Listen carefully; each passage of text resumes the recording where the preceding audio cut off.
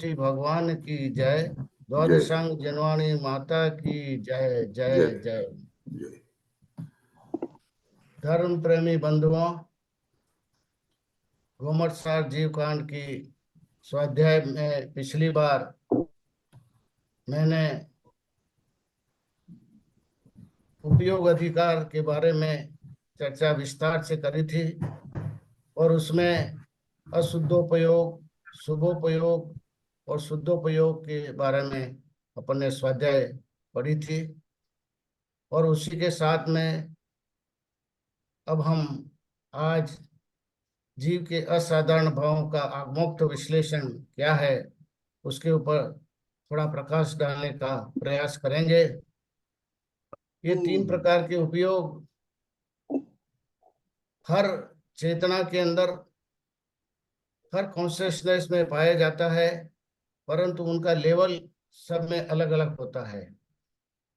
कहीं पर कर्म फल चेतना है, कहीं पर कर्म चेतना है, कहीं पर ज्ञान चेतना है।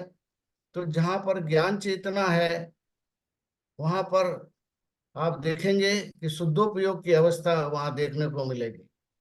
और शुद्धोपयोग की अवस्था यानी कि परमात्म पद को प्राप्त करने की अवस्था है, वो शुद्धोपयोग की अवस्था है जो कि ज्ञान चेतना के अंदर आती है। जो चेतना के जो तीन लेवल हैं उसके अंदर उसके अंदर वो आती है। और जो कर्म चेतना है वो शुभोपयोग की अवस्था के अंदर आती है। और अशुद्धोपयोग के अंदर ये जो है आपके जो पाप प्रकृतियों में जो लिप्त होते हैं वो अशुद्ध उपयोग के अंदर आते हैं, वो कर्म फल चेतना के अंदर और कर्म चेतना के अंदर गर्भित होते हैं। इन तीनों प्रकार के उपयोग के अंदर क्रम से जीव आगे बढ़ता है। पहले अशुद्धोपयोग से शुभोपयोग में जाता है और शुभोपयोग से शुद्धोपयोग में जाता है। डायरेक्ट अशुद्धोपयोग से शुद्धोपयोग में नहीं जा सकता है। उसको इस चैनल को शुद्धोपयोग के चैनल में जाना ही पड़ेगा। पाप प्रकृति से पुण्य प्रकृति में, पुण्य प्रकृति में जब जीव जाता है तो वो शुभोपयोग में प्रवृत्त होता है और शुभोपयोग से फिर आगे बढ़ते हुए वो मोक्ष मार्ग को प्रशस्त करता हुआ शुद्धोपयोग में जाता है। ये सारी चर्चाएं अपन ने पिछली बार करी थी और आज अपन जीव के असाधारण भावों के बारे में विस्तार से चर्चा करेंगे। भाव जीव अजीब प्रत्येक पदार्थ में पाए जाते हैं। जैसा मैंने पिछली बार भी बताया था थोड़ा इंट्रोडक्शन के अंदर कि जो प्रत्येक जीव है उसमें, प्रत्येक वस्तु, प्रत्येक द्रव के अंदर भाव जरूर होते हैं। चाहे वो जीव द्रव्य हो चाहे वो अजीव द्रव्य हो, उसमें भाव जरूर होंगे। परंतु भावना जो है वो केवल जीव द्रव्य के अंदर ही पाई जाती है। इस 16 कारण भावना जैसे पुण्य प्रकृति का बंध है, वैसी भावना भाने से तीर्थंकर प्रकृति का बंध होता है। और इसलिए कहा गया है कि भावना भव नाशनी। अगर आपकी भावना अच्छी है, भावना प्रशस्त भावना है, शुभ भावना है, तो आप जो है ये संसार का जो चक्र है, परिभ्रमण है, जन्म मृत्यु का परिभ्रमण है, इस भव को आप नाश कर सकते हैं। इसलिए भावना आपकी कैसे परिणाम है, उन परिणामों का बहुत बड़ा महत्व है। और इसी तरह से अच्छे परिणाम रखने से आप देखते हैं कि 16 कारण भावना से, दर्शन विशुद्धि 16 कारण भावना भाने से जीव जो है नाम कर्म की तीर्थंकर प्रगति का बंध तक कर लेता है। इसलिए हमेशा हमें अपनी प्रशस्त भावना को आगे बढ़ाते हुए मोक्ष मार्ग को प्रशस्त करना चाहिए। भावना जीव की पुरुषार्थशीलता को बताता है। किसी भी पुरुषार्थ को करने से पहले जो चिंतन मनन और तीव्र इच्छा उत्पन्न होती है, जिसका बार बार अनुशीलन अनुप्रेक्षा की जावे, वह भावना है। ये भावना जीव द्रव्य में पाई जाती है। इसलिए किसी चीज के ऊपर आप पुरुषार्थ करें, कोई इफर्ट्स करें और उसके ऊपर चिंतन करें, मनन करें, उसकी अनुप्रेक्षा करें, बार बार रिकरेंटली उस चीज को आप बार बार करें, तो उसको अपन भावना कहते हैं। और ये भावना शुभ और अशुभ दोनों प्रकार की होती है। तो शुभ भावना पाने से आपको मोक्ष मार्ग प्रशस्त बनता है और अशुभ भावना पाने से आपको निगोदिया जी और जो है अशुभ कर्म के फल से उसके फलों को आपको भोगना पड़ता है। इसलिए हमेशा अच्छी भावना पानी चाहिए। और जब अच्छी भावना, प्रशस्त भावना पाएंगे तो आपके ये संसार है वो छोटा हो जाएगा। संसार को छोटा करने के लिए प्रशस्त भावना को पानी चाहिए और संसार को अगर बड़ा करना है तो अप्रशस्त भावना को पाना चाहिए। भाव द्रव्य के परिणाम को भाव कहते हैं। भाव कहते हैं किसको एक्चुअल में, कि जो प्रत्येक द्रव्य है उसके अंदर जो उसका परिणाम है, उसके गुण है, उसकी जो पर्याय है, उसके अंदर जो उसका जो धर्म है, उसके अंदर जो शक्ति है, उस सबको भाव कहते हैं। ये सब एकार्थ हैं। तो प्रत्येक द्रव्य बिना परिणाम के, बिना भाव के कोई द्रव्य होता ही नहीं है। इस प्रकार से द्रव के अभ्यंतर और अंतरंग भावों को स्वभाव कहते हैं। जो द्रव का अंतरंग और अभ्यंतर भाव है उसको स्वभाव कहते हैं। जो अपने स्व अर्थात अपने असाधारण धर्म से पहचाना जावे और पर की अपेक्षा से रहित होता है। स्वभाव अन्य साधन से निरपेक्ष होने के कारण अनादि अनंत है। स्वभाव में तर्क नहीं चलता। जैसे मैंने पहले भी बताया कि स्वभाव है वो अनादि अनंत है। जीव का स्वभाव है वो किसकी पर की अपेक्षा से रहित है। किसी वो स्वभाव किसी की अपेक्षा नहीं रहता है। शक्कर है तो शक्कर का स्वभाव मीठा है। उसको मीठेपन के लिए उसको किसी की दूसरे की अपेक्षा करने की जरूरत नहीं है। वो उसके स्व के अंदर विद्यमान है और वो अनादि से है और अनंत तक रहेगा। शक्कर का स्वभाव मीठा अनादि से है और अनंत तक रहेगा। नमक का स्वभाव खारा है तो अनादि से अनंत तक रहेगा और वो पर की अपेक्षा से रहित है। तो ये बहुत बड़ी बात ध्यान रखने की है कि इसके अंदर जो है कोई स्वभाव स्वभाव के अंदर तर्क तर्क नहीं चलता है। इसके अंदर कोई लॉजिक का तर्क आप तर्कना करो तो इसके अंदर तर्कना लागू नहीं होती है। प्रत्येक द्रव अनेक धर्मों से युक्त होता है। जिस समय किसी एक विवक्षित धर्म की व्याख्या की जाती है उस वक्त दूसरा धर्म को अपन गौण करते हैं और उसकी विवक्षा करते हैं। ये अनेकांत का सिद्धांत अपने जैन धर्म में प्रमुख है। इसलिए प्रत्येक द्रव्य है अनेक भावों का होता है, अनेक गुण धर्मों का होता है, अनेक शक्तियों का होता है। परंतु जो वक्ता जिस वक्त जिस गुण की, जिस धर्म की चर्चा करता है उस वक्त दूसरे गुण उसके धर्म को अपन गौण उसको गौण कर देते हैं और प्रमुख गुण को अपन बताते हैं। ये अनेकांत दर्शन है। उसके उसके गुणों को, दूसरे गुणों को अभाव नहीं करते हैं। अभाव नहीं करते। स्वादवाद, स्यादवाद और अनेकांत पद्धति का सिस्टम लागू होता है जैन दर्शन के अंदर। तो इस तरह से अपने को यहाँ पर प्रत्येक द्रव्य के अनेक गुण धर्मों की बात बताई गई है। द्रव के परिणाम को भाव कहते हैं। गुण और पर्याय दोनों भाव रूप हैं। औपशमिक, अब अपन मेन टॉपिक पर आ रहे हैं। औपशमिक, क्षायिक, क्षायोपशमिक, औदायिक और पारिणामिक, ये पांच भाव जीव के हैं। ये पांच भाव है जीव के अंदर ही पाए जाते हैं। दूसरे अजीव में किसी में भी ये पांचों भाव नहीं पाए जाएंगे। जो जीव के स्वतत्व हैं, ये पांचों भाव हैं जीव के स्वतत्व हैं जो जीव के अलावा अन्य द्रव में नहीं पाए जाते हैं। अर्थात असाधारण भाव, गुण कह दीजिए, धर्म कह दीजिए, ये सामान्य भाव हैं। ये पांच भाव हैं और उसके उत्तर भाव पूरे निकालेंगे तो तरेपन, आगे बताऊंगा मैं। तो पांच भाव और इसके उत्तर भेद तरेपन है। इन सभी भावों में जीव ही उत्तरदायी है। इन भावों के लिए कौन रेस्पॉन्सिबल है? जीव स्वयं उत्तरदायी है। ये भाव कौन बना रहा है? जीव स्वयं बना रहा है, कोई दूसरा नहीं बना रहा है। तो जीव स्वयं इन भावों के लिए उत्तरदायी है। ज्ञायक भाव स्वभाव और विभाव दोनों पर्याय में होता है। एक में शुद्ध रूप में और दूसरे में अशुद्ध रूप में। जैसे मैंने पहले भी चर्चा करी थी कि ज्ञायक भाव जैसे सिद्धों का भाव है, वो स्वभाव है, वो शुद्ध रूप से होता है और संसारी जीवों के अंदर अशुद्ध रूप से होता है। विभाव में दुख पाता है और स्वभाव में, यानी 13वें गुण स्थान में स्वभाव को पाते ही सुख को प्राप्त करता है। इसलिए 12वें गुण स्थान से के सुख को इंद्रिय सुख कहा गया है। तो 12वें गुण स्थान तक के सुख को इंद्रिय सुख कहा गया है। ये इंद्र जनित सुख है। और 12वें गुण स्थान से आगे जैसे ही आपके संयोग के लिए स्थान या तीर्थंकर अवस्था अवस्था पहुंच जाती है, अर्यंत अवस्था पहुंच जाती है, वहां पर इंद्रियातीत सुख होता है। वो आत्मा का सुख होता है, इंद्रियातीत सुख होता है। और 12वें गुण स्थान तक जो संसारी जीव है उनका इंद्रिय जनित सुख है, इंद्रियों के माध्यम से सुख को प्राप्त करता है। 12वें तक क्षयिक ज्ञान नहीं है। 12वें गुण स्थान तक क्षयिक ज्ञान नहीं है। 13वें गुण स्थान से जो ज्ञान होता है वो क्षयिक ज्ञान होता है। अतः 12वें तक विभाव ज्ञायक भाव है और आगे 13वें गुण स्थान में क्षयिक ज्ञान होने से स्वभाव ज्ञायक भाव व अतीन्द्रिय सुख कहा। तीनों प्रकार के भाव शुभ, अशुभ और शुद्ध रूप, इस तरह से अपने को समझना चाहिए। अब आचार्य उमा स्वामी महाराज साहब ने तत्वार्थ सूत्र के अंदर आत्मा के 5 साधारण भाव की व्याख्या विस्तार से करी है। उसी को ये सारे तत्वार्थ सूत्र में भी दे रखे हैं और गोमर सार जीव कांड के अंदर भी ये सूत्र दे रखे हैं। अभी मैंने इसमें तत्वार्थ सूत्र का अवलंबन ज्यादा लिया है। तो इसका तत्वार्थ सूत्र में अध्याय 2 के अंदर जो पहला सूत्र क्या है, औपशमिक क्षायिको भावो मिश्रश्च जीवस्य स्वतत्व मोदायिक परिणामे परिणामी कोच। मतलब यह है कि औपशमिक क्षायिक क्षायोपशमिक औदायिक और पारिणामिक भाव ये जीव के स्वतत्व हैं। जैसा मैंने अभी बताया, ये इस गाथा में ये चीज लिखी हुई है। इसी को दूसरी गाथा में आगे इसका विस्तार किया है। द्विनवाष्ट दशेक विशंति त्रिभेदा यथा क्रममः। 5 भाव क्रम से 2, 9, 18, 21 और 3 भेद वाले हैं। ये जो भाव 53 की जो पूरी है वो डिटेल दे रखी है। 5 भाव क्रम से 2, 9, 18, 21 और 3, ये सब मिला के 53 होते हैं। इसकी आगे में इसकी फ्लो चार्ट में आपको समझाऊंगा। ये 53 भाव जो बताए हैं इसको फ्लो चार्ट में एक साथ बताया है। इसको अच्छी तरह से चार्ट को आप समझने का प्रयास करें। बहुत मेहनत करके चार्ट बनाया है और आगे भी इसमें आपको अच्छी तरह से समझाने का प्रयास करूंगा मैं। तो जीव के असाधारण भाव मुख्य 5 हैं।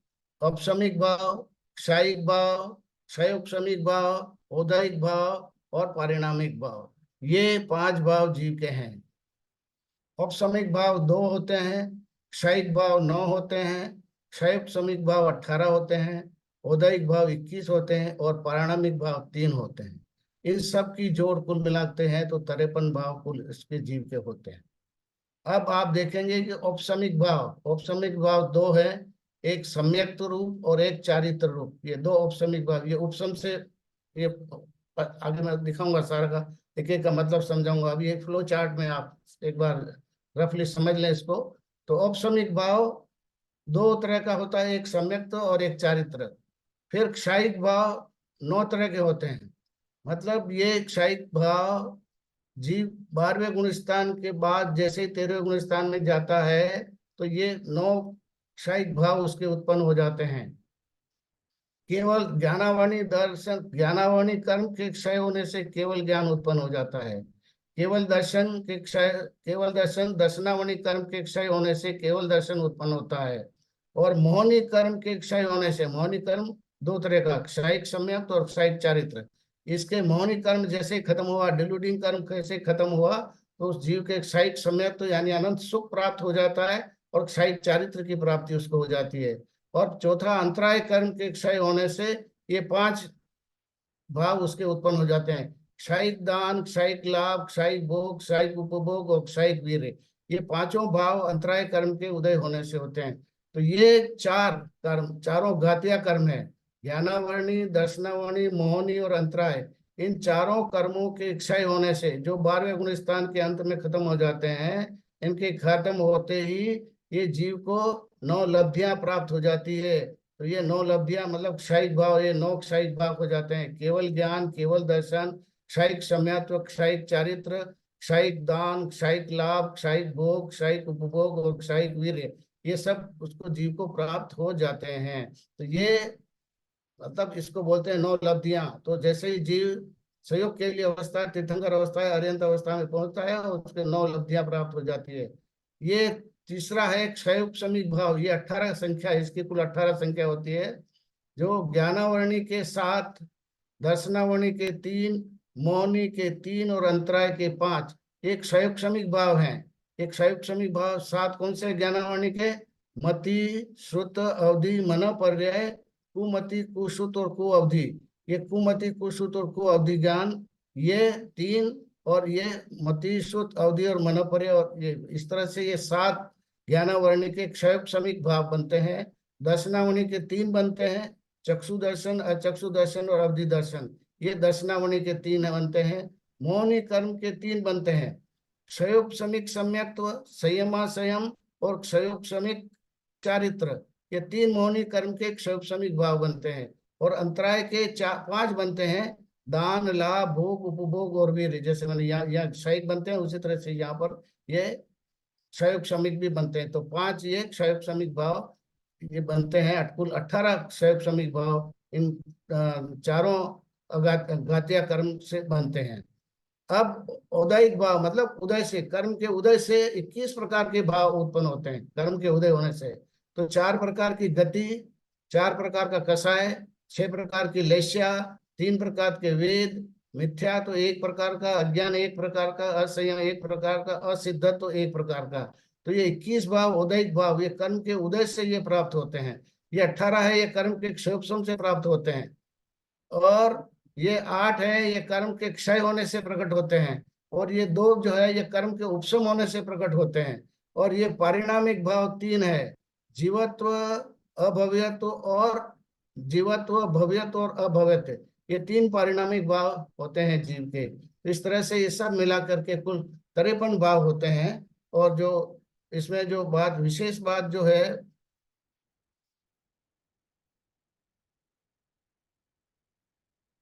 अब ये औपसमिक भाव किसको कहते हैं, इसको जरा समझने का प्रयास करें अपन। दर्शन मोहनी और अनंतानुबंधी कर्म के उपशम से आत्मा में जो भाव उत्पन्न होते हैं उसे औपसमिक भाव कहते हैं।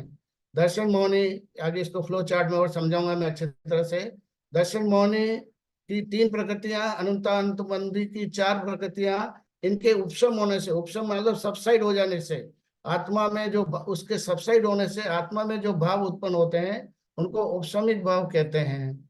और क्षयिक भाव, दर्शन मोहनी और अंतर्मुखी कर्म के क्षय से आत्मा में जो भाव उत्पन्न होते हैं उसे क्षयिक भाव कहते हैं। जो 7 भाव, ये 7 है ना, दर्शन मोहनी और अंतर्मुखी, 3 दर्शन मोहनी के और 4 अंतर्मुखी की, ये 7 प्रकृतियां हैं। इन 7 प्रकृतियों के उपशम होने से उपशमिक भाव उत्पन्न होता है। और इन 7 के क्षय हो जाने से, डिस्ट्रॉय हो जाने से, खत्म हो जाने से क्षयिक भाव उत्पन्न होते हैं। और क्षयोपशमिक भाव किसको कहते हैं, कि मिथ्यात्व, सम्यक मिथ्यात्व और अनंतानुबंधी की 4, इन 6 सर्वघाती प्रकृतियों का उदयाभावी क्षय, मतलब दर्शन मोहनी की 3 प्रकृतियां होती है, जिस 3 में से 2 का मिथ्यात्व, सम्यक मिथ्यात्व, आगे फ्लो चार्ट में समझा दूंगा मैं। मिथ्यात्व, सम्यक मिथ्यात्व 2 तो ये, और अनंतानुबंधी की 4, ये 6 प्रगतियां हैं, ये सर्वघाती प्रगतियां हैं। इन प्रगतियों का उदयाभावी क्षय और आगे आने वाले उन्हीं सर्वघाती स्पर्धों का, निश्चकों का तद अवस्था रूप उपशम से देशघाती सम्यक प्रगति के स्पर्धों का उदय होने को क्षयोपशम कहते हैं। कर्म के क्षयोपशम से आत्मा में जो भाव उत्पन्न होते हैं उसे क्षयोपशमिक भाव कहते हैं। इसको मैं और फ्लो चार्ट में अच्छी तरह से समझाऊंगा, आपको समझ में आ जाएगा। और उदयिक भाव, कर्म के उदय से आत्मा में जो भाव उत्पन्न होते हैं उसे उदयिक भाव कहते हैं। जैसे मैंने आपको बताया था कर्म के उदय के भाव, तो कर्म के उदय में आने से जो आत्मा के परिणाम होते हैं उसे उदयिक भाव कहते हैं। और परिणामिक भाव, कर्म के उपशम, क्षय व क्षयोपशम और उदय के बिना आत्मा में जो भाव होते हैं उसे पारिणामिक भाव कहते हैं। इसमें परिणामिक भाव में न तो कर्म के उपशम की कोई रोल है, न क्षय का रोल है, न क्षय उपशम का रोल है, न कर्म के उदय का रोल है। इनमें कोई रोल नहीं है इनका। इनके बिना आत्मा में जो भाव होते हैं उसे पारिणामिक भाव कहते हैं। ये बात आपको इसमें ध्यान रखने की बात है।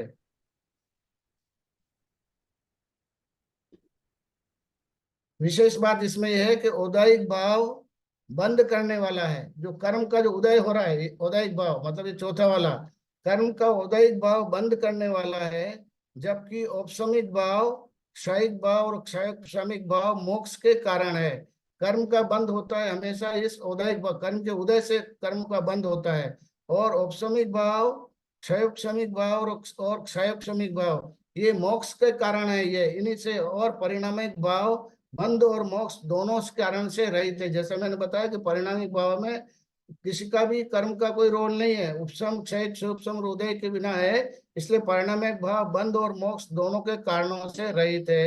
ये इसमें इनबिल्ड प्रॉपर्टी है इसकी, जो 3 प्रकार के भाव बताए, भव्यत्व, अभव्यत्व और जीवत्व, ये 3 प्रकार के पारिणामिक भाव बताए हैं, जो इसमें इनकी इनकी भूमिका कुछ भी नहीं है।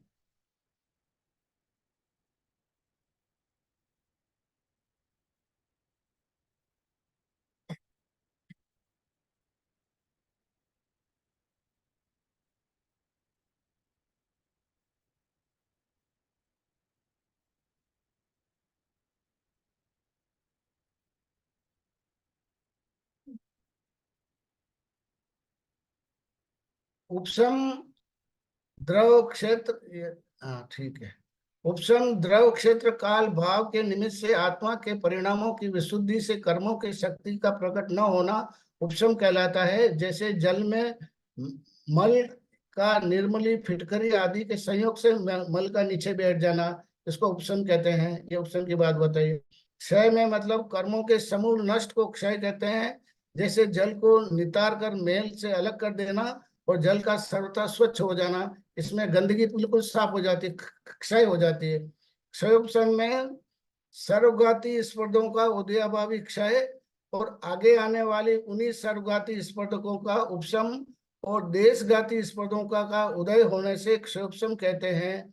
जैसे जल में से कुछ मेल निकल जाने पर और कुछ बने रहने पर क्षीणा क्षीण वृत्ति उदय द्रव क्षेत्र काल भाव के निमित्त से कर्म का फलदान के सम्मुख होना, इसको क्षयोपशम कहते हैं। और विशेष बात यह है कि मोहनी कर्म की 4 अवस्थाएं होती है। मौनी कर्म की कुल 4 अवस्थाएं होती है। उपशम, क्षय, क्षयोपशम और उदय।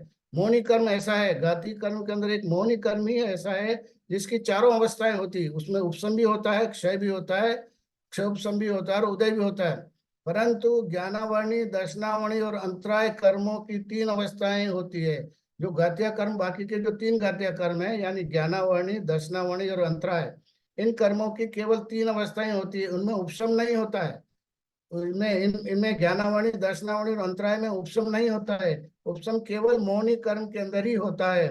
क्षय, क्षयोपशम और उदय, ये 3 चीजें ही होती है, क्षय, क्षयोपशम और उदय। शेष 4 अघाती कर्मों की 2 अवस्थाएं होती है। जो अघाती कर्म है उसकी केवल 2 ही अवस्थाएं होती है, या तो उसका उदय होता है या उसका क्षय होता है। जो अघात्य कर्म है उनमें उपशम भी नहीं होता है और अघात्य कर्म के अंदर क्षय उपशम भी नहीं होता है। अगत्या कर्म में या तो क्षय होगा या उदय होगा। इस प्रकार से इसको समझना चाहिए।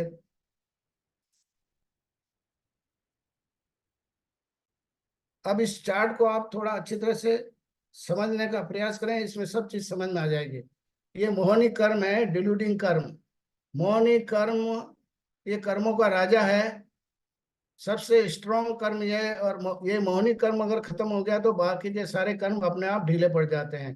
तो मोहनी कर्म की कुल 28 प्रकृतियां होती है, 28।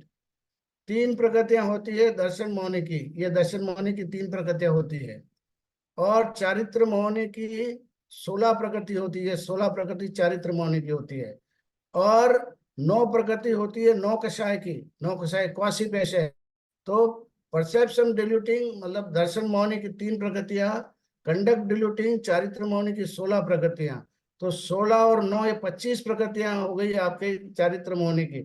25 कौन सी? 16 तो ये 16 अनंतानुबंधी क्रोध मान माया लोभ 4, अप्रत्याख्यान क्रोध मान माया लोभ 4, प्रत्याख्यान क्रोध मान माया लोभ 4, स्वंजलन क्रोध मान माया लोभ 4। तो ये 4 4 का जो चतुष्ट है, ये 4 इंटू 4 तो 16। 16 तो हो गए चारित्र मोहनी की और 9 हो गए नौ कषाय की, वासी पेशन, जिसमें हास्य, रति, अरति, शोक, भय, जुगुप्सा, स्त्री वेद, पुरुष वेद और नपुंसक वेद, ये 4 हो गए नौ कषाय। तो 16 ये और 9 ये, 16 और 9 25, ये 25 चारित्र मोहनी की प्रकृतियां हैं और 3 दर्शन मोहनी की प्रकृतियां हैं। 3 दर्शन मोहनी की प्रकृतियां, ये 3 दर्शन मोहनी की।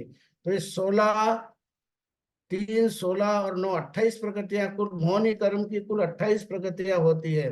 अब इन 28 प्रकृतियों में जरा ध्यान दीजिएगा आप। ये दर्शन मोहनी के 3 भाग होते हैं। दर्शन मोहनी जब टुकड़े होते हैं इसके, दर्शन मोहनी के तो 3 तरह के टुकड़े होते हैं इसके। एक मिथ्यात्व, दूसरा सम्यक मिथ्यात्व और तीसरा सम्यक प्रकृति। 3 अच्छी तरह से समझने का प्रयास करना, आप थोड़ा ये सब समझ में आ जाएगा आपको। दर्शन मोहनी परसेप्शन डिल्यूटिंग कर्म के टुकड़े जब होते हैं इसके, तो 3 तरह के टुकड़े होते हैं। एक मिथ्यात्व, दूसरा सम्यक मिथ्यात्व और तीसरा सम्यक प्रकृति। इसमें से ये फर्स्ट 2 ये सर्वघाती है, सर्वघाती। ये मिथ्यात्व और सम्यक मिथ्यात्व सर्वघाती है, फुल डिस्ट्रॉइंग। ये आत्मा को पूरी तरह से घात करती है। सर्वघाती मतलब आत्मा को गुणों को बिल्कुल प्रकट नहीं होने देती है, सर्वघात करती है उसका। और ये सम्यक प्रकृति है, ये देशघात मतलब पार्शियल डिस्ट्रॉय करती है, ये सम्यक प्रकृति। तो ये सम्यक प्रकृति है, ये पार्शियल डिस्ट्रॉइंग है। ये प्रकृति है, इसका उदय होता है जब क्षयोपशम के अंदर। जो उदय किसका होता है? क्षयोपशमिक भाव के अंदर इस प्रकृति सम्यक प्रकृति का उदय होता है क्षयोपशमिक भाव में। और बाकी ये दो तो ये और छह अनंतानुबंधी की, ये अनंतानुबंधी की ये जो छह कसाय छह प्रकृतियां है, ये चार प्रकृतियां है अनंतानुबंधी की, चार प्रकृतियां क्रोध मान माया और लोभ, ये चार प्रकृति है अनंतानुबंधी की। चार तो ये और दो इसकी ये भी चारों भी ये सर्वगाती है। तो दो और चार छह सर्वगाती की छह छह प्रकृतियां हुए। इन छह प्रकृतियों का क्या हो जाता है, उदय भावी क्षय, उदय भावी क्षय हो जाता है। और ये सम्यक प्रकृति है देश प्रकृति, इसका उदय होता है। तो इसको इस तरह से इसके उदय होने से जो जो भाव उत्पन्न होते हैं उसको क्षयोपशमिक भाव कहते हैं। क्षयोपशमिक भाव मतलब सात प्रकृतियों में से, सात प्रकृतियों में से ये सात प्रकृति, तीन दर्शन मौनि की और चार ये चारित्र मौनि की अनंतानुबंधी की, इन सात प्रकृतियों में से छह प्रकृतियों का उदय भावी क्षय, उदय में आई नहीं और उसका क्षय हो गया, उदय भावी क्षय। और एक प्रकृति ये जो सम्यक मिथ्यात्व प्रकृति है, इस प्रकृति का उदय केवल इसका ही उदय होता है। इससे इस प्रकार से जो उस अवस्था में जो भाव बनते हैं उसको क्षयपशमिक भाव कहते हैं। तो इस तरह से ये सम्यक प्रकृति है, ये देशघाती है, ये देशघाती प्रकृति आत्मा को पूरा घात नहीं करती है और इससे चलमल अगाध दोष लगता है। सम्यक दृष्टि जीव जब क्षयपशमिक समझ प्राप्त करता है तो उसको चलमल अगाध दोष लगता है। ये देव कुमार साहब ने बताया था जब इसमें सम्यक मार्गणा का वर्णन किया था उसके अंदर। तो ये इस प्रकार से सात प्रकृतियों में से छह प्रकृति जो सर्वघाती प्रकृति है, इनका उदय भावी क्षय हो जाता है और एक से सम्यक प्रकृति एक है, इसका उदय हो जाता है। इससे जो परिणाम बनते हैं उसको क्षयोपशमिक भाव कहते हैं, उसको क्षयोपशमिक भाव कहते हैं। उसको फिर वापस समझाता हूँ, आप देखिए आप, 4+2 6 सर्वघाती प्रकृति, इन प्रकृतियों का उदयाभावी क्षय और आगे आने वाली उन्हीं सर्वघाती स्फटिकों का तद अवस्था रूप उपशम और देशघाती सम्यक प्रकृति के स्फटिक का उदय होने से क्षयोपशम कहते हैं। और इससे जो भाव होते हैं उसको क्षयोपशमिक भाव कहते हैं।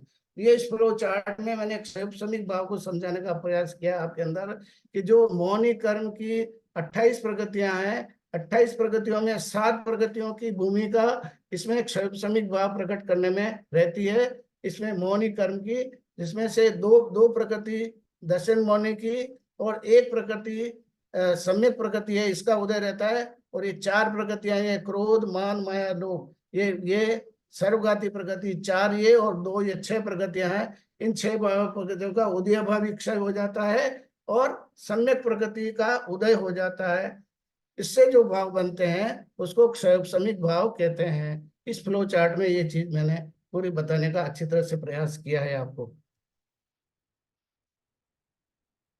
अब एक एक भाव का वर्णन करूंगा। औपशमिक भाव मतलब कर्म के उपशम, उपशम मैंने बता दिया आपको, ये सात प्रकृतियां हैं उनका उपशम हो रहा है। सात प्रकृति दर्शन होने की, तीन प्रकृति दर्शन की और अनंतानंद की चार प्रकृति, इनका उपशम हो जाना है। तो औपशमिक भाव के दो भेद हैं, एक सम्यक तो चारित्र्य, ये सम्यक तो और चारित्र, ये तीसरा सूत्र है। औपशमिक सम्यक दर्शन मोहनी की तीन, चारित्र मोहनी की, अनंतानंदमंदी की चार, कुल सात प्रकृतियों के उपशम से जो आत्मा में सम्यक्त उत्पन्न होता है उसे औपशमिक सम्यक्त तो कहते हैं। तो इन सात प्रकृतियों के सबसाइड होने से जो आत्मा के भाव प्रकट होते हैं और जो सम्यक्त उत्पन्न होता है इससे, उसको औपशमिक सम्यक्त तो कहते हैं। दर्शन मोहनी की तीनों प्रकृतियां ये बताई लिखी यहाँ पर, मिथ्यात्व सम्यक मिथ्यात्व और सम्यक प्रकृति, जैसा उस फ्लो में चार्ट में दिखाया। और अनंत अनुबंधी की चारों ये क्रोध मान माया और लोभ, ये अनंत चार, ये सात प्रकृतियों के सबसाइड हो जाने से, नीचे बैठ जाने से। और ये अंतर्मूर्त के लिए होता है, ये ध्यान रखने की बात हमें। तो उसके बाद ये अंतर्मूर्त के बाद फिर वापस ये अपने उदय में आ जाती है। तो ये हो गया आपके औपशमिक सम्यक की बात। अब औपशमिक चारित्र की बात। चारित्र मोहनी की शेष 21 प्रकृतियां, 21 प्रकृतियां, बाकी कितनी बची 21, तो चार तो इसमें चली गई अनंत अनुबंधी की। तो कुल 28 में से ये अनंत अनुबंधी की चार प्रकृतियां इसमें से निकल गई, 25 में से चार निकल गई, तो 21 प्रकृतियां बची। तो चारित्र मोहनी कर्म की 21 प्रकृतियां मतलब चार अप्रत्याख्यान क्रोध मान माया लोभ, चार प्रत्याख्यान क्रोध मान माया लोभ, 4 संजलन क्रोध मान माया लोभ। तो इस तरह से 4 4 8 और 4 12, 12 ये हो गई। और 9 9 कसाय की, 9 कसाय का हास्य रति अरति शो भय शोक जुगुप्सा स्त्रीवेद पुरुषवेद और नपुंसक वेद। तो 12 और 9 21, ये 21 प्रगतियां हैं। इनका उपशम हो जाना, 21 प्रगतियों का उपशम हो जाने से जो चारित्र उत्पन्न होता है उसको उपशमिक चारित्र कहते हैं। यहाँ पर सम्यक उत्पन्न हो रहा है इसलिए उपशमिक सम्यक कह रहे हैं, और यहाँ पर चारित्र की बात कर रहे हैं तो यहाँ पर औपसमिक चारित्र है। तो ये 21 प्रकृतियां जब सबसाइड हो जाती है तो अंतर्मुहूर्त के लिए अंदर औपसमिक चारित्र प्रकट हो जाता है। तो ये बात आपको इसमें औपसमिक भाव के अंदर समझनी चाहिए। अब क्षयिक भाव, जो 9 क्षयिक भाव की बात बताई मैंने, 4 घातिया कर्म के क्षय से केवली भगवान के 9 क्षयिक भाव उत्पन्न होते हैं। ये केवली भगवान भी हो सकते हैं, सामान्य केवली भी हो सकते हैं, अरियंत भगवान भी हो सकते हैं। जिन्होंने चारों घातीय कर्म का नाश कर लिया है तो उसके जो भाव उत्पन्न होते हैं वो क्षयिक भाव होते हैं, जिसको 9 लब्धियां जैसे मैंने कहा वो भी कहते हैं। तो ज्ञान दर्शन दान लाभ भोगा भोग वीर्यानीच, केवल ज्ञान केवल दर्शन, जैसा ये फ्लो चार्ट मैंने आपको पहले समझा चुका हूं मैं, या रिपीट नहीं करूंगा। वो की वो बात सेम एक क्षयिक भाव की यहाँ पर उस फ्लो चार्ट में दी हो, यही रिपीट करिए मैंने। अब है क्षय समीक भाव। क्षय समीक भाव 18 है। जैसे अब क्षय समीक किसको कहते हैं वो मैंने आपको समझा दिया परिभाषा से, और उसमें अब क्षय समीक भाव के 18 भेद कुल 18 बनते हैं। तो इसका सूत्र दिया है उमा स्वामी जी ने। ज्ञान ज्ञान दर्शन लब्ध चतुर्स्त्री त्रिपंच भेदा सम्यक्त्व चारित्र संयम संयमाश्च, ये 5वां सूत्र है। क्षय समीक भाव के 4 ज्ञान, 3 अज्ञान, 3 दर्शन, 5 लब्धि, सम्यक चारित्र और संयम समन, ये 18 भेद होते हैं। अब इसको मैं यहाँ पर और खुलासा आगे करता हूँ कि क्षय समूह में 4 ज्ञान, 4 ज्ञान कौन से हैं? मति ज्ञान, शुद्ध ज्ञान, अवधि ज्ञान और मनोपर ज्ञान। ये चारों ज्ञान होते हैं, ये क्षय समीक ज्ञान है। अपना सबका, अपन सब लोगों का ज्ञान है, अपना मति ज्ञान है अपने को, और अपने को कौन सा ज्ञान है? अपने को क्षय समीक ज्ञान है अपने को। तो ये मति ज्ञान, ये क्षय समीक भाव, इसको क्षय समीक भाव कहते हैं। तो और कुमति मतलब जब मिथ्यात्व के साथ अगर ये होता है तो कुमति, कुश्रुत और कुअवधि, ये 3 अज्ञान के साथ हैं, तो इसको ये भी क्षय समीक भाव है। फिर दर्शन के अंदर 3 दर्शन, चक्षु दर्शन, अचक्षु दर्शन और अवधि दर्शन, ये 3 दर्शन है। ये 3 दर्शन, चक्षु दर्शन, अचक्षु दर्शन, अवधि दर्शन, 3 दर्शन, ये तीनों दर्शन भी क्षय समीक हैं। और उसके बाद में ये 5 लब्धियां, 5 लब्धियां दान लाभ भोग उपभोग और वीर्य, ये अंतराय कर्म के क्षय होने से ये जो प्रकट होते हैं, क्षय दान लाभ भोग उपभोग और वीर्य, ये 5 लब्धियां हैं। ये 5 लब्धियां ये भी क्षय उपशमिक है। ये दोनों, एक तो क्षय से प्रकट हो रहा है और एक क्षय उपशमिक से। तो अपने पास जो दान लाभ भोग और उपभोग और वीर्य जो अपने पास है, ये क्षय उपशमिक है। और केवली भगवान के पास जो दान लाभ है वो क्षय दान लाभ भोग है। तो आप दोनों में फर्क समझे, एक क्षयिक है और एक क्षय उपशमिक है। अपने क्षय उपशमिक है, अपने ज्ञान में कोई इंटरफेरेंस करने वाला है, अपने दान लाभ भोग में कोई इंटरफेरेंस करने वाला है, अपने चक्षु दर्शन अचक्षु दर्शन अवधि दर्शन में इंटरफेरेंस करने वाला है, अपने मति ज्ञान में इंटरफेरेंस करने वाला है। तो ये बात अपने को समझनी चाहिए। फिर सम्यक की एक, चारित्र का एक और संयम संयम का एक, इस तरह से इन सबको जोड़ते हैं तो कुल 18 भेद बनते हैं क्षय समीक भाव के। ये क्षय समीक भाव जो है इस तरह से आपको समझना चाहिए। ये कुल 18 क्षय समीक भाव है। ये भाव अपने प्रतिपक्षी कर्म के क्षयोपशम से होते हैं। अब है औदायिक भाव। अब ये उदय कर्म के उदय से जो भाव उत्पन्न होते हैं उसके बारे में है। इसका सूत्र दिया है उमा स्वामी महाराज साहब ने। गति कसाय लिंग मिथ्या दर्शन ज्ञान संयत सिद्ध लेश चतुष चतुस्त्रेय के षड वेदा। इसका मतलब है हमारे वर्तमान में 15 औदायिक भाव है। हमारे भाव कितने हैं? 15 औदायिक भाव हैं।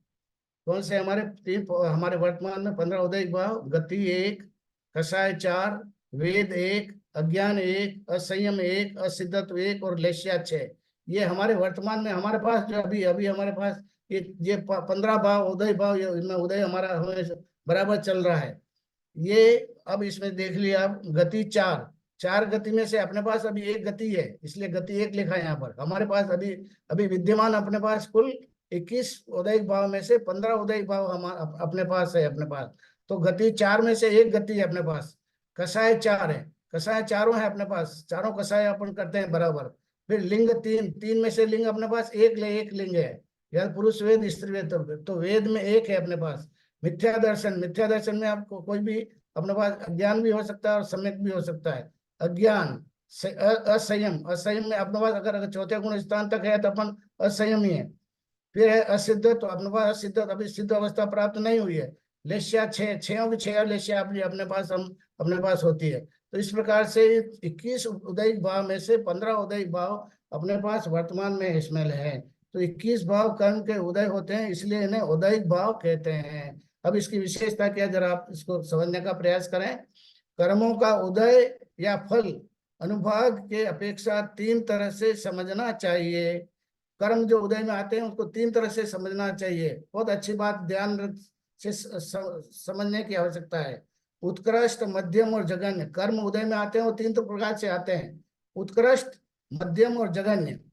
जब कर्मों का उदय उत्कृष्ट है, जब कर्म का उदय बहुत तीव्र है, तीव्र होता है, तब वहां पुरुषार्थ अकिंचित कर यानी प्रभाव शून्य हो जाता है। जब कर्म बहुत तीव्र से उदय में आ रहे हैं, तब अपन जो पुरुषार्थ करते हैं, जो एफर्ट्स करते हैं कभी कोई भी, तो वो पुरुषार्थ जो है वो उसका प्रभाव पुरुषार्थ शून्य हो जाता है।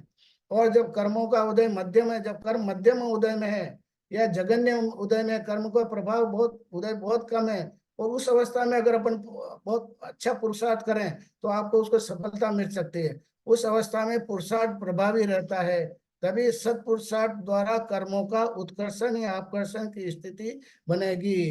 तो ये बात अच्छी तरह से ध्यान में रखना चाहिए कि हमेशा अपने को पुरुषार्थ करते रहना चाहिए। जब आपके कर्म के उदय बहुत तेज होंगे तो वो पुरुषार्थ किया हुआ आपका नगण्य, नेग्लिजिबल हो जाएगा, किंचित कर हो जाएगा। परंतु हम अपने को पता नहीं कि कर्म का उदय कैसे चल रहा है। पर जब कर्म का उदय बहुत जघन्य है, बहुत कमजोर है और अपना पुरुषार्थ प्रबल है उस वक्त, तो आप जो भी काम करोगे आपको उसमें पूरी सफलता मिलेगी। तो अपने को पुरुषार्थहीन नहीं बनना चाहिए, हमेशा पुरुषार्थ करते रहना चाहिए, ताकि आपके जिस वक्त कर्मों का उदय कमजोर हो, कम का उदय कम हो, उस वक्त आपका पुरुषार्थ इफेक्टिव हो जाएगा और उसको आपको कार्य में सफलता हो जाएगी। और अपने को उदास होने की भी जरूरत नहीं है कि कभी हम पुरुषार्थ करते हैं और आपको सफलता नहीं मिलती है। इसका कारण यह है कि आपके कर्मों का उदय बहुत तीव्र है, उत्कृष्ट कर्म का उदय, इसलिए आपके पुरुषार्थ वहां पर काम नहीं कर रहे हैं। इस तरह से अपने को समझना चाहिए। अब पारिणामिक भाव, जिसके ऊपर बहुत चर्चा पहले भी हुई और अभी और करेंगे अपन। जीव भव्या भव्यात्वेनी च,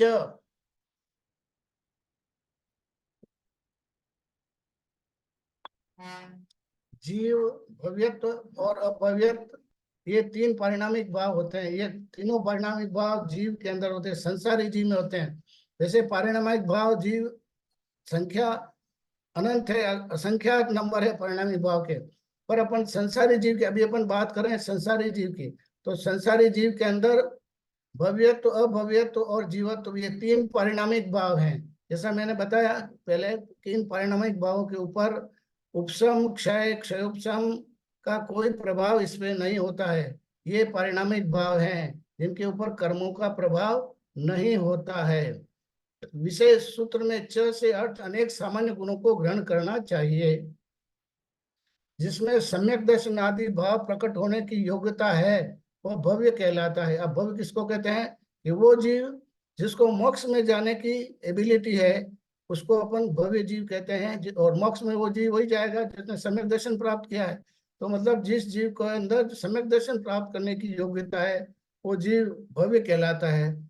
और जो जीव भव्य है उसमें कोई संख्यात है, कोई असंख्यात है, वह कोई अनंत काल में सिद्ध होंगे। तो ऐसे जीव हैं जो कुछ समय में सिद्ध हो जाएंगे, कुछ असंख्यात समय में सिद्ध होंगे, कोई अनंत काल में सिद्ध होंगे, और तो भव्य जीव उनको कहते हैं। और कुछ ऐसे भी हैं जो अनंत काल में भी सिद्ध नहीं होते हैं, उनमें सिद्धत की एबिलिटी है, भव्यता है, परंतु फिर भी अनंत काल बीतने पर भी वो सिद्ध अवस्था को प्राप्त नहीं कर सकते हैं। अब इसको तीन कैटेगरी में विभाजित किया है, जरा देखें आप अच्छी तरह से। जो दो तीन भव में मुक्त होंगे वे आसन्न भव या निकट भव जीव कहते हैं। जो जीव बहुत निकट है, मोक्ष के नजदीक बिल्कुल, 2-3 भव में मोक्ष चले जाते हैं, वो जीव, उसे जीवों को कहते हैं आसन्न भव जीव या निकट भव जीव। जो बहुत काल में मुक्त होंगे वह दूर भव, जो संख्यात या असंख्यात वर्ष में मुक्त हो जाएंगे संसार को छोड़कर मुक्ति अवस्था को, वो दूर भव्य कहलाते हैं। और मुक्त होने की योग्यता होने पर भी जो कभी मुक्त नहीं होंगे, उसमें एबिलिटी तो है पर मुक्त नहीं होंगे, वो दुरान दुर्भव्य है, उनको दुरान दुर्भव्य कहते हैं, या अभव्य संभव्य है। तो वो दुरान दुर्भव्य है कि जिनमें योग्यता होते हुए भी वो मुक्त नहीं हो सकते हैं। इसको साधारण सिंपल उदाहरण से अपन समझ सकते हैं कि जैसे मान लीजिए कि एक स्त्री है और बांझ स्त्री है, और उस वो बांझ स्त्री कभी भी पुत्र को जन्म नहीं देगी, किसी भी, चाहे सारी स्थिति उसको पति से शादी भी करा दो, कुछ भी कर दो, परंतु सारी स्थिति अनुकूल है, फिर भी वो पुत्र को जन्म नहीं देगी। तो वो बांझ स्त्री है जो कभी भी पुत्र को नहीं जन्म दे सकती है, वो अभव्य जीव तरह है। अभव्य जीव कभी भी मोक्ष नहीं जाते हैं, उस तरह से वो स्त्री है जो बांझ है, वो कभी भी पुत्र को जन्म नहीं देगी, वो अभव्य की तरह है। और जो स्त्री फर्टाइल है और उसको पति का संयोग भी मिल रहा है, सब कुछ मिल रहा है, तो वो बच्चे को, पुत्र को जन्म आसानी से पुत्र को जन्म दे सकती है। तो वो जीव दूर भव्य या निकट भव्य कह सकते हैं। परंतु अब दूसरी बात है कि जो स्त्री फर्टाइल है परंतु उसको किसी कारण से उसका संयोग नहीं मिलता है, वो विधवा हो गई कुछ भी, तो वो कभी भी, वो है तो फर्टाइल, वो भव्य है, परंतु उसको निमित्त नहीं मिला, उसको पुरुष का निमित्त नहीं मिला, तो वो बच्चा पुत्र उत्पन्न नहीं कर सके। तो इस तरह से उसको दुरान दुर्भव्य कहेंगे।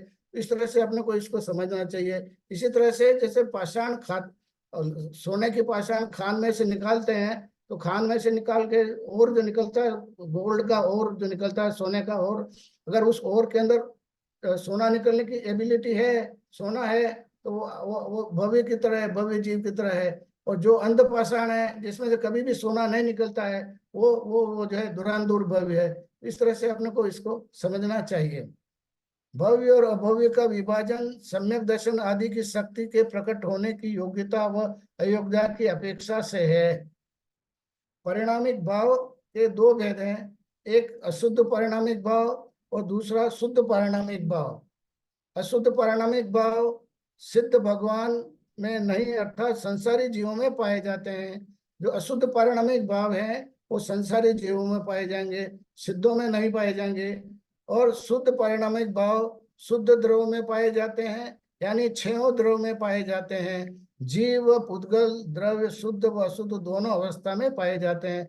ये आपको सर्वविदित है, इसलिए यहाँ पर बहुत ज्यादा विश्लेषण करने की आवश्यकता नहीं है। इसमें पाराणविक भाव के स्वभाव व विभाव रूप 2 परिणमन होते हैं। पाराणविक भाव के स्वभाव और विभाव रूप 2 रूप परिणमन होते हैं। धर्म, अधर्म, आकाश और काल शुद्ध पारिणामिक भाव वाले होते हैं, क्योंकि ये जो हमेशा शुद्ध अवस्था में रहते हैं। धर्म, अधर्म, आकाश और काल ये शुद्ध पारिणामिक भाव वाले होते हैं। इनमें शुद्ध परिणमन ही होता है, जबकि जीव पुद्गल में बंध अपेक्षा अशुद्ध परिणामिक भाव होते हैं, और निर्बद्ध अवस्था शुद्ध परिणाम भाव, ऐसे 2 भाव होते हैं। तो शुद्ध पारिणामिक भाव जीव का त्रिकालिक भाव है, शुद्ध पारिणामिक भाव जीव का त्रिकालिक भाव है, परंतु बंध अवस्था में अशुद्ध पारिणामिक भाव होने से अशुद्ध पारिणामिक भाव बनते हैं, यह तात्कालिक है। तो अपने जो परिणाम है अभी अभी अशुद्ध, हमारे तात्कालिक भाव, तत्काल भाव अभी अपने में है, जो भाव है वो अशुद्ध है, परंतु अपने को शुद्धता प्राप्त करने की एबिलिटी है अपने को उसमें, अपने को, इसलिए त्रिकालिक शुद्ध, हम त्रिकालिक शुद्ध है। निश्चय नहीं से, शुद्ध निश्चय नहीं से हम त्रिकालिक सिद्ध है, त्रिकालिक सिद्ध की तरह हैं, परंतु तात्कालिक अवस्था में अपने कर्म से झगड़े हुए हैं, इसलिए हम तात्कालिक अवस्था में हम अशुद्ध परिणमन वाले हैं। अभी अपने को ये चीज समझ, एक अपने को त्रिकालिक शुद्ध, अपन त्रिकालिक शुद्ध हैं, परंतु तात्कालिक अपन अशुद्ध है। पानी अगर उष्मा के संपर्क में आएगा तो वो गर्म रहेगा, परंतु जैसे ही उसका गर्मी हटी उसकी, वो अपने मूल स्वभाव में आ जाएगा। तो पानी त्रिकालिक शीतल है, परंतु अगर वो अग्नि के प्रभाव में आने से गर्म हो गया तो वो तत्कालिक अशुद्ध हो गया। इस तरह से अपने को समझना चाहिए। तो प्रत्येक द्रव जब किसी पर के प्रभाव से वो अगर विभाव में चला जाता है, तो वो उस समय को जैसा ही उसका कारण खत्म हो जाता है, तो वो वापस अपने त्रैकालिक स्वभाव में आ जाता है। तो जीवत्व भाव, अब जीव के 10 प्राण अशुद्ध पारणमिक भाव की ओर से कहे गए हैं। संसारी जीव की पहचान इन 10 जीवत्व अशुद्ध पारणमिक भाव से होती है। ये भौतिक प्राण है। सिद्धों के शुद्ध पारणमिक भाव अर्थात शुद्ध जीवकरत्व शक्ति, जिसे चेतना शक्ति कहा जाता है, उसमें अनंत काल तक वास करती है। भव्यत्व भाव, मार्गणा स्थान में सिद्धों के भव्यत्व भाव को स्वीकार नहीं किया गया है। मार्गणा मार्गणा में सिद्ध भव्यत्व, जैसे ही आप सिद्ध बन जाते हो उसके बाद भव्यपना खत्म हो जाएगा। वो द टारगेट यू है अचीव। तो सिद्धों में भव्यपना नहीं है, परंतु वो संसारिक जीवों में भव्यपना है। जैसे ही आपने भव्यपना अचीव कर लिया और आप सिद्ध बन गए। इसलिए यहाँ इसको अच्छी तरह से समझना है कि सिद्धों में भव्यत्व भाव को स्वीकार नहीं किया गया है। सिद्धों में इससे सिद्ध होता है कि भव्यत्व आदि 3 भाव, ये जीवत्व, भव्यत्व और अभव्यत्व, संसारी जीवों में ही पाए जाते हैं। ये तीनों भाव बताए, जीवत्व, भव्यत्व और अभव्यत्व, ये तीनों भाव संसारी जीवों में ही पाए जाते हैं। ये तीनों भाव संसारी जीवों में ही पाए जाते हैं, अन्य 5 द्रव्यों में नहीं पाए जाते हैं। ये बहुत स्पष्ट होना जाना चाहिए आपको कि परिणामिक भाव के बारे में। ये परिणामिक भाव अब सिद्ध जीव न तो भव्य है और न ही अभव्य, क्योंकि इनका स्वरूप भव्य और अभव्य दोनों से रहित है। अभव्य भी नहीं कह सकते हैं, क्योंकि उन्होंने भव्यता से संसार का नाश किया है। सिद्धों ने भव्यता से, भव्यता के गुण की वजह से संसार का नाश किया है, और संसार का नाश करके और वो इस अवस्था में आए। और भव्य भी नहीं कह सकते हैं, क्योंकि भव्यता प्राप्त कर ली है। भव्यता उन्होंने प्राप्त कर ली है, अचीव हो गया। तो जो चीज प्राप्त कर ली है, बस तो वो आपका टारगेट पूरा हो गया, डेस्टिनेशन पर जाना हो गया, तो वो भव्यता समाप्त हो गई। सिद्धों की भव्यत्व पर्याय पर्यादि अनादि शांत है। इसको जरा समझें आप। सिद्धों की भव्यत्व पर्याय अनादि शांत है, क्योंकि सिद्ध भगवान थे। पहले सिद्ध बनने से पहले वो अनादि काल से जब चले आ रहे थे, तो अनादि से तो वो भव्यता थी उनके। और जब वो सिद्ध बन गए, तब वो भव्यता शांत हो गई है उसकी। तो सिद्धों की भव्यत्व पर्याय, जो जो भव्य पर्याय है, वो अनादि शांत है। मतलब अनादि से तो वो अभव्य भव्यपना लेके आ रहे थे, और जैसे ही भव्य अचीव हो गया, और वो चीज उनकी भव्यपना शांत हो गया। इसलिए इसको पर्याय की भाषा में कहा गया है कि भव्यत्व पर्याय उनकी अनादि शांत है। अनादि से अनादि और शांत हो गई, मतलब अब आगे ये बदलने वाली नहीं है। अनादि और शांत, भव्यता शांत हो गई उनकी। अनादि से भव्यत्व पर्याय चली आ रही थी, और अयोग केवली गुण स्थान के अंत में वो पर्याय हमेशा हमेशा के लिए शांत हो गई। वो जैसे ही केवली अयोग तीर्थंकर बने या 13 गुण स्थान में आए, और वो पर्याय भव्यत्व की पर्याय शांत हो गई, और अयोग केवली अवस्था में वो स्थिति समाप्त हो गई, और अनादि शांत पर्याय अवस्था को प्राप्त कर लिए। अब दूसरा, इसको और आगे समझने का थोड़ा सा प्रयास करूंगा मैं बताने का, कि जो किसी प्रकार के हटने से प्रकट होती है, उसे अकारक कहते हैं। जो किसी प्रकार के हटने से प्रकट होती है, उसे अकारक अकारक कहते हैं। जैसे केवल ज्ञान ज्ञानावरणी कर्म के हटने से प्रकट होता है। केवल ज्ञान कैसे प्रकट होता है? ज्ञानावरणी कर्म हटा तब केवल ज्ञान प्रकट हुआ है। सिद्धों में 47 शक्तियां अकारक है। ये अकारक मतलब किसी के कर्म के हटने से वो शक्ति उत्पन्न हुई है। अकारक अकारक है, स्वभाव रूप है। किसी प्रभाव से विकृत हो जाना सकारक है। अब जैसे कर्मों के प्रभाव से वो विकृत हो गई, उसको कहते हैं सकारक है। जैसे मति ज्ञान श्रुत ज्ञान, अपना ज्ञान मति ज्ञान श्रुत ज्ञान है, ये कर्मों से, ज्ञानावरणी कर्म से दबा हुआ है। इसलिए जैसे मति ज्ञान श्रुत ज्ञान आदि ज्ञान सिद्धों में अकारक शक्तियां हैं। सिद्धों में जितनी भी शक्तियां हैं वो अकारक है। इसके ऊपर किसी का प्रभाव नहीं, एक परमाणु भी कर्मों का नहीं है सिद्धों में। इसलिए सिद्धों में अकारक शक्तियां हैं, और संसारी जीवों में 47 शक्तियां विभाव में परिणित होती है, सो सकारक है। औदायिक भाव बंद करने वाला है, जबकि औपसमिक क्षयोपसमिक भाव मोक्ष का कारण है, और पारणायिक भाव बंद और मोक्ष दोनों के कारणों से रहित है। ये मैं पहले भी बता चुका हूं आपको। क्षयोपसमिक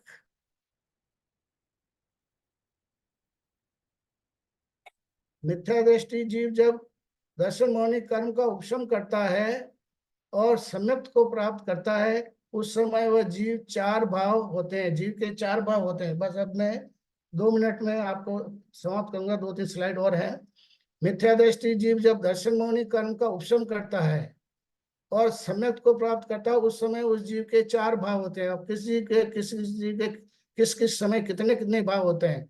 तो जब मिथ्या दृष्टि जीव मौनी कर्म का उपशम कर लेता है तो उस समय उसके चार भाव बनते हैं। उसके अंदर कौन से बनते हैं? एक औपसमिक भाव बनता है, क्योंकि मौनी कर्म का उपशम से हो गया है। दूसरा क्षयोपसमिक भाव, औदैहिक भाव और परिणाम भाव, ये चार भाव उस वक्त उस जीव के रहते हैं। जिस वक्त मिथ्या दृष्टि जीव सम्यक को प्राप्त करता है, उस वक्त उसके चार प्रकार के भाव अवेलेबल रहते हैं। औपसमिक भाव, क्षयोपसमिक भाव, औदैहिक भाव और परिणामिक भाव, ये चार भाव उसके रहते हैं।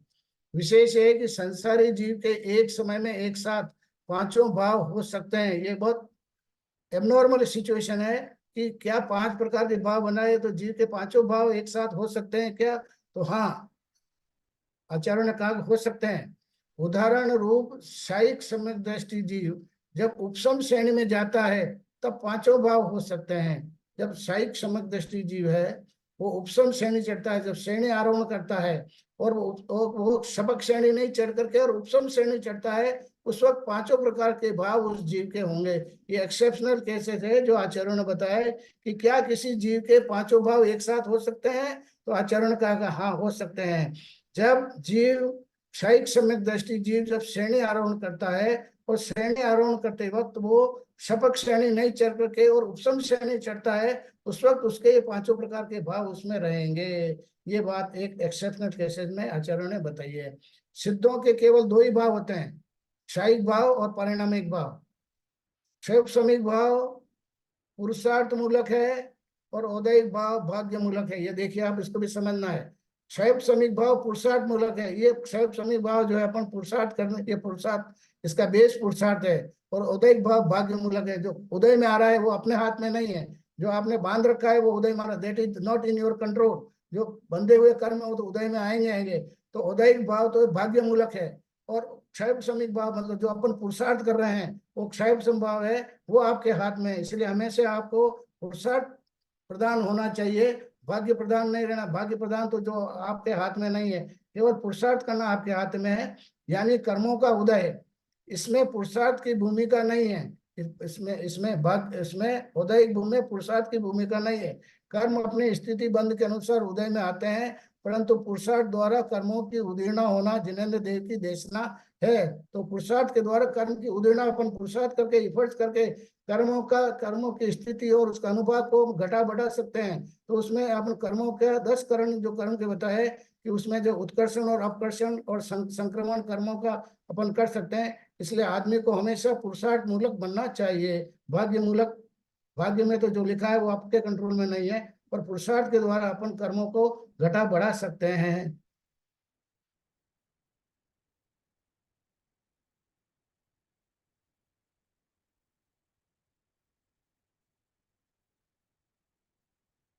तो ये संक्षेप में अभी मैं इतना ही रखता हूँ कि काफी चीजें अपने हो चुकी है। अब आपके मैं प्रश्न इनवाइट करता हूँ, कोई भी आपको शंका समाधान हो तो आप जरूर पूछेगा। जितना मेरे क्षमता होगा बताने का प्रयास करूंगा। आपने शांतिपूर्वक मेरी बात को 1 घंटा सुना है, बहुत कृतज्ञ हूँ, आभारी हूँ आपका। सबको सादर जय जिनेन्द्र।